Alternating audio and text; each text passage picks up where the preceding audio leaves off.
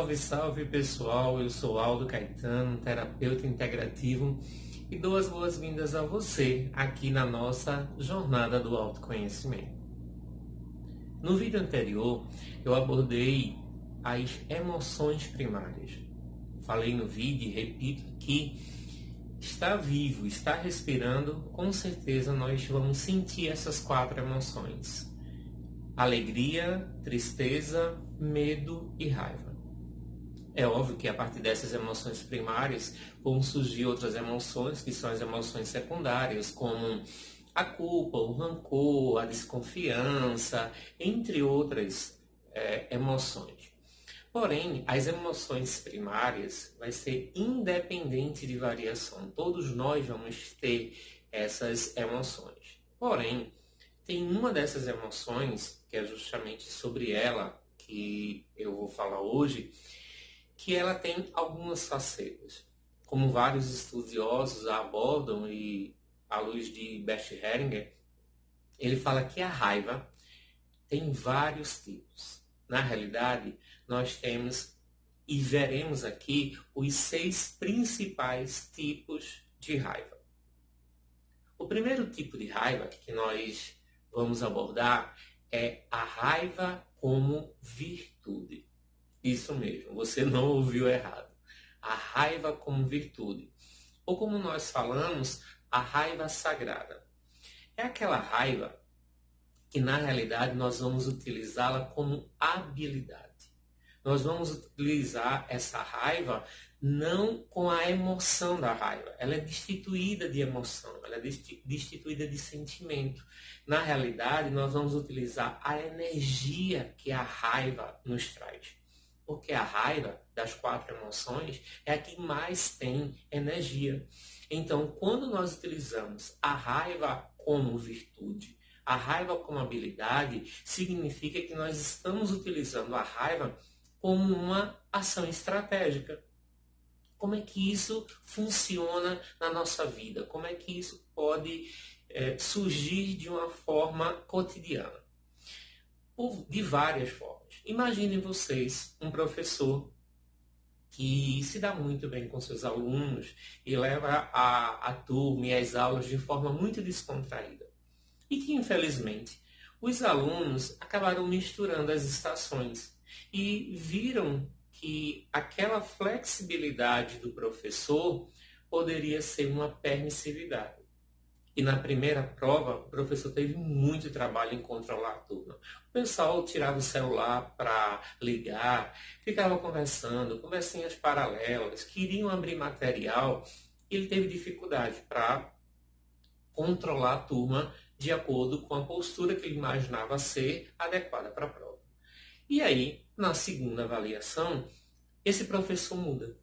Ele chega na sala na dele, um pouco sisudo, um pouco fechado, põe o material em cima do birô. Bom dia, por favor, você vá para outra banca, essa fila aqui eu não quero ninguém. E o pessoal começa a estranhar. Professor, está com raiva, chateado? Não, eu só não estou para brincadeira hoje. Por favor, celulares desligados, e ele já começa a se posicionar de uma forma diferente. E aí, nós vamos entender de que ele não está com raiva dos alunos, nem com raiva de um aluno específico. Ele não está com raiva da profissão dele. Ele simplesmente tomou essa atitude de uma forma mais impositiva, de uma forma mais presencial, mais rigorosa, para que as pessoas entendessem que ali o ritmo seria diferente. E aí ele consegue ter o resultado desejado. Ou também, quando nós estamos dentro de uma empresa e eu, enquanto gestor, percebo que os vendedores estão meio relapso com as suas obrigações, não estão levando a função com tanta seriedade quanto eu imaginava, e aí eu marco uma reunião.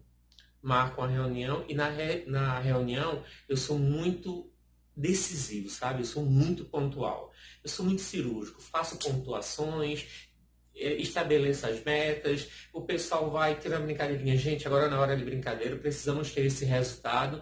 E o pessoal começa a perceber que a minha posição, a minha ação e reação não está acontecendo da mesma forma que antes.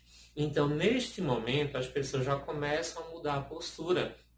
E antes mesmo de me indagar, já percebem que eu não estou ali para brincadeira.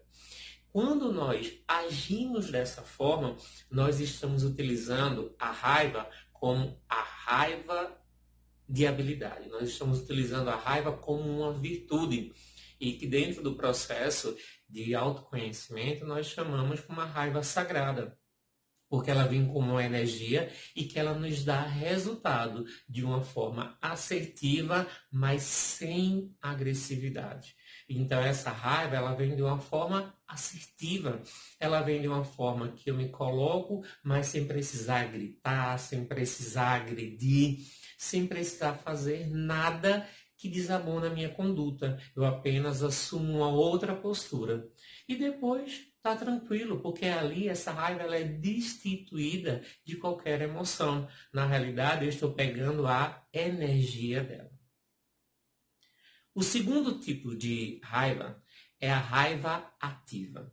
Essa é a melhor parte da raiva, né? Quando nós realmente temos essa emoção. Quando é que eu tenho a emoção de uma raiva ativa? A raiva, como eu já falei, ela é energia pura, ela é ação. Então eu vou para cima, eu preciso fazer. Quando eu tenho a raiva ativa, é quando, se alguém me agride, eu revido. Se eu vejo que estou sendo acusado, eu me defendo. Se eu sei que falam algo a respeito, eu me posiciono. Ou seja, eu não deixo para depois. Eu me posiciono de imediato. Eu costumo muito ouvir algumas pessoas dizendo assim, bateu, levou. E eu não falo isso dentro da raiva, dentro desse exemplo, de forma agressiva fisicamente. Mas sim como aquela questão, não, se falou, eu vou me posicionar. Eu sei que não é assim. Então, quando eu sinto que eu sou afrontado, que eu sou agredido, que eu sou injustiçado, eu me posiciono imediatamente. Então, essa é a raiva ativa. É quando eu realmente tomo aquilo, já ligo o sinal de alerta, oi, falaram de mim? Não, não é assim. Eu preciso me posicionar, eu preciso me defender, eu preciso me colocar dentro daquela situação. E o que é interessante dessa raiva ativa é que depois que eu me coloco, depois que me posiciono e depois que eu atinjo o meu objetivo, ou seja, eu expliquei a situação, eu me justifiquei, eu esclareci a situação, pronto, descansei, essa raiva passou. Por quê? Porque essa raiva, ela não vem acumulada de ficar remoendo, sabe? De ficar ruminando na cabeça. Não, vi o que era, me posicionei, me esclareci, me defendi, então está tranquilo. A partir dali, atingi o objetivo, eu já relaxo e já descanso. E eu continuo ali, normalmente, no meu dia a dia, nos meus afazeres. O outro tipo de raiva, que é o terceiro tipo de raiva, é a raiva passiva. Se a raiva ativa pega toda a energia da raiva e nos leva para a ação, né? Porque a energia, a raiva nos dá ação, a energia passiva é o oposto. A energia passiva é quando eu não tenho ação. É como se ela tirasse a minha energia. E o que vem ser essa raiva passiva? É quando acontecem os mesmos exemplos da raiva ativa, né? Eu sou julgado, eu sou apontado, algum direito meu é violado ou é negado, e mesmo vendo que aquilo não condiz com a realidade, e mesmo sabendo que não é aquilo, eu fico com raiva, mas eu paro. Eu internalizo isso. É como se eu negasse que eu estou sentindo raiva.